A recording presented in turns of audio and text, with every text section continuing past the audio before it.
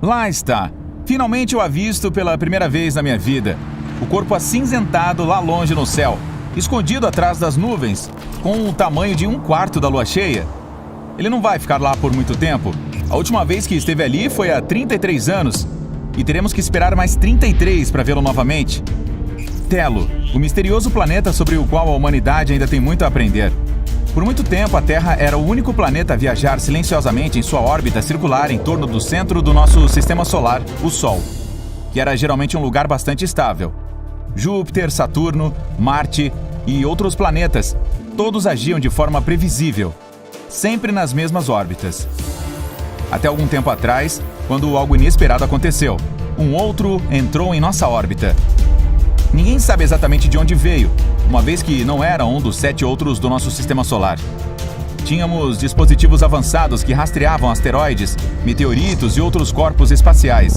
Mas os cientistas ainda ficaram apavorados quando viram um corpo tão grande e redondo vindo de repente em nossa direção, em grande velocidade. Primeiro pensaram que fosse um asteroide enorme e temeram que colidisse conosco. A humanidade estava preparada para o pior, pois era tarde demais para evitar isso.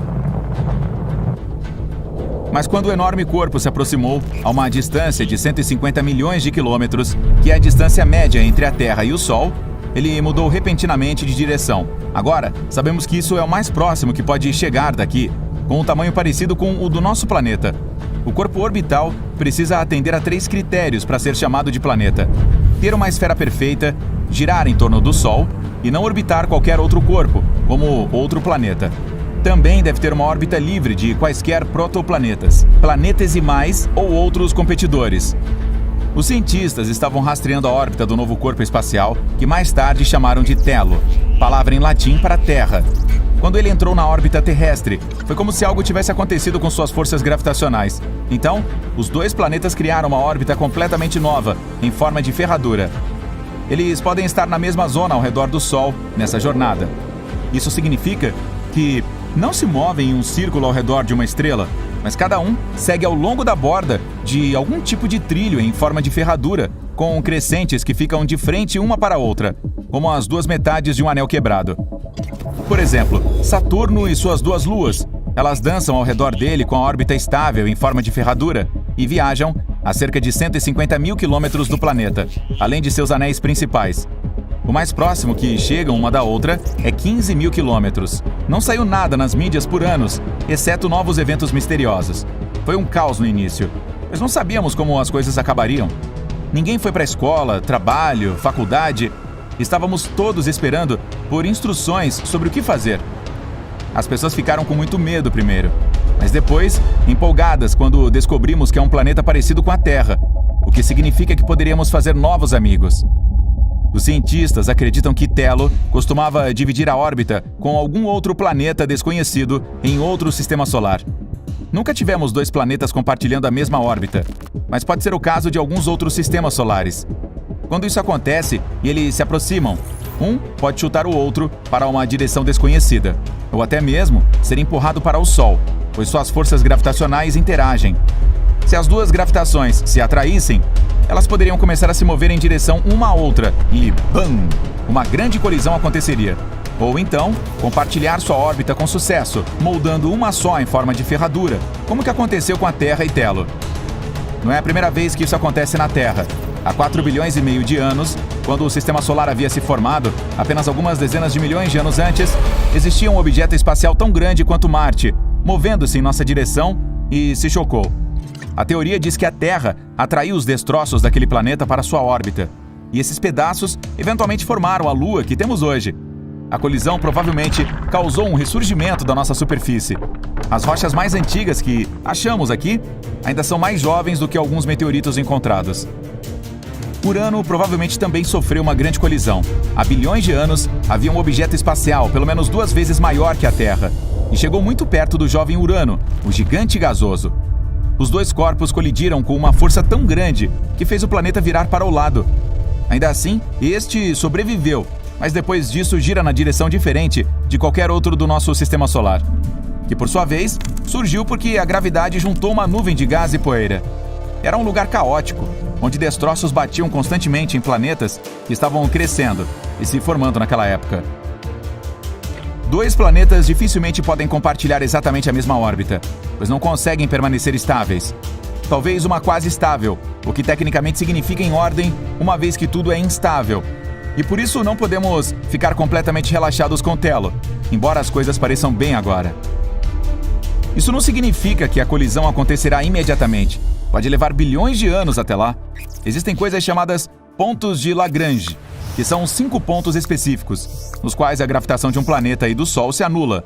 Se você considerar as massas de apenas um deles e da nossa estrela, todos os 3 corpos podem se mover em uma órbita previsível para sempre. Mas desses 5 pontos, apenas 2 são estáveis. Qualquer coisa que acontecer nos outros 3 causará problemas. Além disso, 2 deles, L4 e L5, são pontos onde os asteroides se acumulam. Os gigantes gasosos têm milhares desses corpos, mas nosso planeta tem apenas um, o 3753 Cretini, que está em uma órbita quase estável com o nosso mundo. Ele não vai permanecer assim para sempre, mas se fosse o caso, 2 planetas podem compartilhar órbitas. Os dias estão um pouco mais longos agora, assim como o ano. Ainda não podemos determinar o calendário, pois as condições ainda estão mudando. Os planetas ainda estão se ajustando à nova órbita. O clima é o mesmo agora, provavelmente semelhante ao de Telo, já que estamos no mesmo círculo ao redor do Sol. Descobrimos que ele é muito semelhante à Terra e tem condições parecidas, o que significa que talvez possamos viver lá no futuro. O planeta chega ao ponto mais próximo a cada 33 anos e, mais tarde, fica atrás do Sol. Então, lentamente, estávamos coletando dados sobre as condições e pensando em nos mudar para lá. Mas então algo emocionante aconteceu. Começamos a receber mensagens do espaço pela primeira vez. Elas vieram por frequências de rádio em algum idioma desconhecido. No momento, estamos tentando decifrar as mensagens e, ao mesmo tempo, nos preparando para a primeira visita. Acreditamos que quem está lá está em paz. Essas comunicações percorreram um longo caminho até o nosso sistema solar. Hoje é o dia em que vamos visitar Telo pela primeira vez. Na verdade, as espaçonaves chegarão a qualquer minuto. Elas foram para lá há 9 dias. Os jornalistas estão prontos. As pessoas estão torcendo. As câmeras estão ligadas. Estamos todos esperando. Hoje, Telo está no ponto mais próximo e não vai ficar assim por muito tempo. Talvez alguns dias. Então não temos muito tempo para explorá-lo e ver quem está lá. A esperança é que possamos visitá-lo, fazer novos amigos, colaborar, viajar para conhecer novos lugares. Até agora vimos apenas algumas fotos que os cientistas tiraram à distância. Parece que lá tem muita água. Os pesquisadores acreditam em muitas cachoeiras e lagos, mas muito mais profundos e mais largos que os nossos. Talvez escondendo algumas criaturas magníficas que não temos. Eles creem que pode haver vulcões.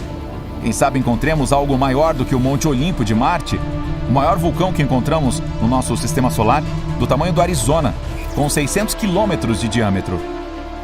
Pode ser que haja ventos super fortes como os de Vênus, que são 50 vezes mais rápidos do que sua rotação, ou ainda água congelada, a matéria que existe em todo o nosso sistema solar, e um tanto em crateras sombreadas na Lua e em Mercúrio. Talvez Telo mude de tamanho como Mercúrio, que possui formas de relevo parecidas com penhascos, com escarpas de falhas relativamente pequenas. Então, acreditamos que ele esteja diminuindo de forma lenta, mas constante. Quem sabe Telo tenha montanhas altas como Plutão, que não é planeta, mas ainda possui impressionantes picos gelados de 3.300 metros de altura. Enfim, hoje é o dia em que descobriremos. Deseje-nos sorte!